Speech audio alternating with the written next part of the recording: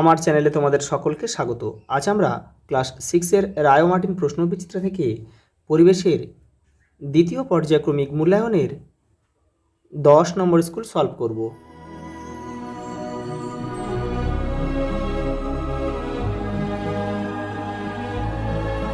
প্রথম প্রশ্ন দেখো, মার্বেল হলো এক প্রকার পরিবর্তিত শিলা যা তৈরি হয় চুনাপাথর থেকে। লোহা ধাতুর প্রধান আকরিক হচ্ছে হিমাটাইট, আর অ্যালুমিনিয়াম হচ্ছে বক্সাইট, আর তামার হচ্ছে কপার গ্লান্স। জীবাশ্ম শব্দটি এসেছে দুটি শব্দ জীব ও অশ্ব থেকে। এখানে অশ্ব শব্দের অর্থ কি? অশ্ব শব্দের অর্থ হচ্ছে পাথর। প্রদত্ত যেটি জীবাশ্ম জ্বালানি নয় সেটি হলো কাঠ, আর ডিজেল, কেরোসিন, কয়লা সবই কিন্তু জীবাশ্ম জ্বালানি। পরেরটা দেখো, দৈর্ঘ্যকে সময় দিয়ে ভাগ করলে যে রাশিটি পাওয়া যায় সেটা হচ্ছে বেগ। পরেরটা দেখো, এসআইতে আলোর তীব্রতা পরিমাপক একক হলো ক্যান্ডেলা।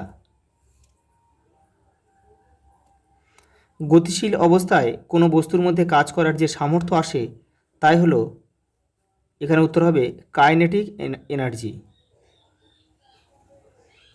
পরেরটা দেখো, তারাবাজি জ্বালানো হলো শক্তির যে রূপান্তর ঘটে তা হলো রাসায়নিক শক্তি থেকে তাপ ও আলোক শক্তি। পরেরটা দেখো, প্রদত্ত যেটি সঠিক সেটি হলো, দেখো এখানে উত্তর হবে ক্ষেত্রফল বাই বল বাই দৈর্ঘ্য, এটা হবে না। আয়তন বল বাই ক্ষেত্র, এটা হবে না। চাপ বল বাই ক্ষেত্রফল, এটা উত্তর সি আমাদের সঠিক উত্তর।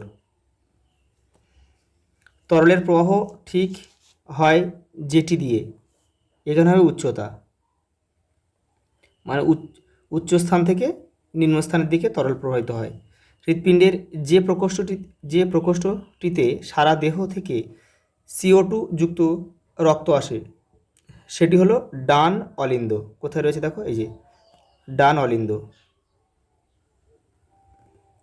পরেরটা দেখো, বাম ফুসফুস ও ডান ফুসফুস যথাক্রমে যে কটি খণ্ডে বিভক্ত সেটি হলো, দেখো বাম ফুসফুস হচ্ছে দুটি খণ্ডে বিভক্ত, আর ডান ফুসফুস হচ্ছে 3টি খণ্ডে বিভক্ত। অপশন বি আমাদের সঠিক উত্তর।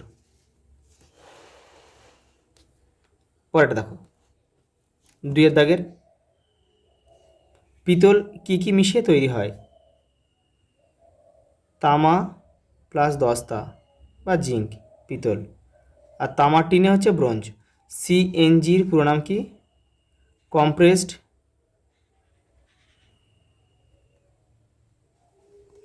ন্যাচারাল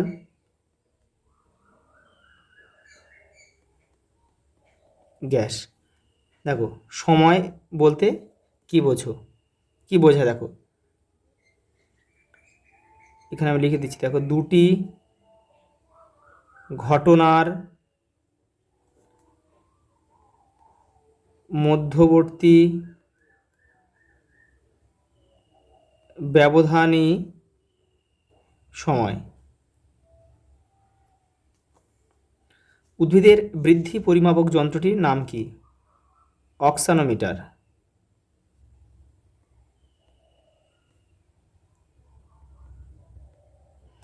পরেরটা দেখো,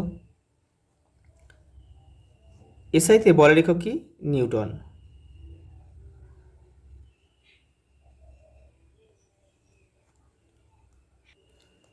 পরেরটা দেখো, পোড়া চুনের সঙ্গে জল মেশালে কোন শক্তি অপর কোন শক্তিতে রূপান্তরিত হবে? এখানে রাসায়নিক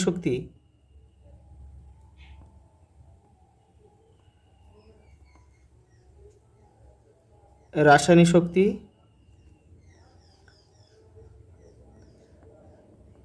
তাপ শক্তিতে রূপান্তরিত হবে। কোনো তরল দুই স্থানে যদি চাপের কম বেশি থাকে তাহলে কি ঘটবে? তাহলে তরল কি হবে? উচ্চ স্থান থেকে উচ্চ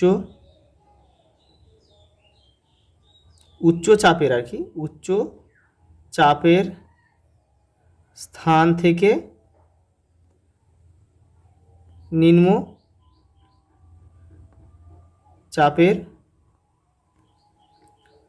স্থানের দিকে যাবে। এটা লিখে নেবে তোমরা একটু। কোনো বস্তুর উপর বল প্রয়োগ করলে বলের প্রয়োগ ক্ষেত্রের ক্ষেত্রফল যত বাড়বে চাপ তত বাড়বে না কমবে? দেখো, ক্ষেত্রফল যত বাড়বে চাপ তত কিন্তু কমে যাবে, আর ক্ষেত্রফল যত কমবে চাপ তত কিন্তু বাড়বে। পরেরটা দেখো, একজন পূর্ণবয়স্ক মানুষের শরীরে হাড়ের সংখ্যা কটি? 206টি। পরেরটা দেখো, পেশি বন্ধনী বা টেন্ডনের কাজ কি? দেখো, এটা 1 নম্বর রয়েছে তোমাদের বইয়ের 120 নম্বর পেজে রয়েছে। দেখো, পেশিকে হাড় বা অস্থির সঙ্গে হাড়ের সঙ্গে যুক্ত রাখা। এটা লিখলেই তোমাদের হয়ে যাবে, যুক্ত রাখা। পরের প্রশ্ন দেখো, লাভা ও ম্যাগমার মধ্যে সম্পর্ক কি? তোমাদের বইয়ে দেখো 55 নম্বর পেজে রয়েছে, দেখে নাও। এই যে দেখো, মাটির যত গভীরে যাওয়া যায় চাপ ও উষ্ণতা তত বাড়ে। পৃথিবীর গভীরের চাপ আর উষ্ণতা এতই বেশি যে সেখানে পাথর থাকে তরল অবস্থায়। একে ম্যাগমা বলে। ওই ম্যাগমা যখন কোনো পাথরের ফাটল বা পাহাড়ের মুখ দিয়ে বেরিয়ে আসে তখন তাকে আমরা লাভা বলি। পরের প্রশ্ন দেখো, ওর কি উদাহরণ দাও? এই যে দেখো, তোমাদের বইয়ের 57 নম্বর পেজে রয়েছে। দেখো, এই যে এখান থেকে তোমরা একটু দেখে নাও। এই যে দেখো, যে খনিজ থেকে ধাতুকে সস্তায় ও সহজে বার করা সম্ভব তাকে ধাতুর আকরিক বা ওর বলে। দেখো, উদাহরণ হিসেবে তোমরা এখান থেকে দিতে পারো যে লোহার দেখো প্রধান আকরিক হচ্ছে হেমাটাইট। পরেরটা দেখো, প্রাকৃতিক গ্যাসের দুটি ব্যবহার। দেখো, রান্নার জ্বালানি হিসাবে ব্যবহার করা যায় রান্নার কাজে আর পরিবহনের কাজে।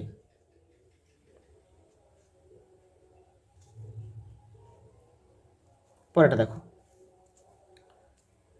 আন্তর্জাতিক প্রমাণ মিটার কাকে বলে? দেখো, তোমাদের বইয়ের 66 নম্বর পেজে রয়েছে।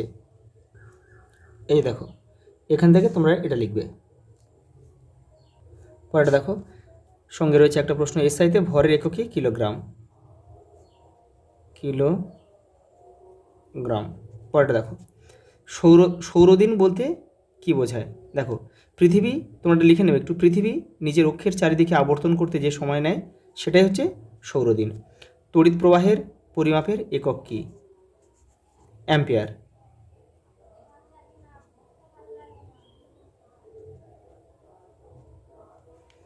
পরেরটা দেখো, প্রাথমিক রাশি ও লব্ধ রাশি বলতে কি বোঝো? দেখে নাও। এই যে দেখো, মৌলিক রাশি বা প্রাথমিক রাশি এটা এখান থেকে এই পর্যন্ত লিখবে, আর লব্ধ রাশি এখান থেকে এই পর্যন্ত লিখবে। দেখো, সঙ্গে একটা প্রশ্ন রয়েছে, বেগের একক কি? Metre per second. পরেরটা দেখো, লিন্ডেম্যানের 10% সূত্রটি লেখো। তোমাদের বইয়ের 95 পেজে উত্তরটা কিন্তু রয়েছে, দেখে নাও। এই যে এখান থেকে তোমরা এটা লিখবে পুরোটা। পরেরটা দেখো, ট্রফিক লেভেল বলতে কি বোঝায়? দেখো, খাদ্য পিরামিডের এক একটা ধাপকেই কিন্তু ট্রফিক লেভেল বলে। তোমাদের বইয়ে দেখো 94 পেজে রয়েছে, এটা তোমরা এটা দেখে নিতে পারো। এই দেখো, খাদ্য পিরামিডের এক একটা ধাপকেই কিন্তু পুষ্টি স্তর বা ট্রফিক লেভেল বলে। পরের প্রশ্ন দেখো, পরেরটা কি দিয়েছে? জলবিদ্যুৎ শক্তি তৈরিতে মূল ভূমিকা পালন করে সূর্য। ব্যাখ্যা করো। দেখে নাও। পরের প্রশ্ন দেখো, অনবীকরণযোগ্য শক্তি বলতে কি বোঝায়? দেখো, একটি অনবীকরণযোগ্য শক্তির উদাহরণ দাও। এটা তোমাদের 96 পেজে রয়েছে তোমাদের বইয়ের। এই দেখো, অনবীকরণযোগ্য শক্তি, গোটা বিশ্বেই শক্তি দেখো, এই উৎস খুব দ্রুত শেষ হয়ে যাবে। অফুরন্ত নয় আর কি, কয়লা, পেট্রোলিয়াম, প্রাকৃতিক গ্যাস। পরেরটা দেখো, বার্নৌলির নীতি উল্লেখ করো। তোমাদের বইয়ে দেখো 104 নম্বর পেজে রয়েছে। এই যে এখান থেকে তোমরা এবারে লিখবে এই পর্যন্ত। পরেরটা দেখো, 1000 পাস্কাল সমান কত কিলো পাস্কাল? 1 kilo Pascal.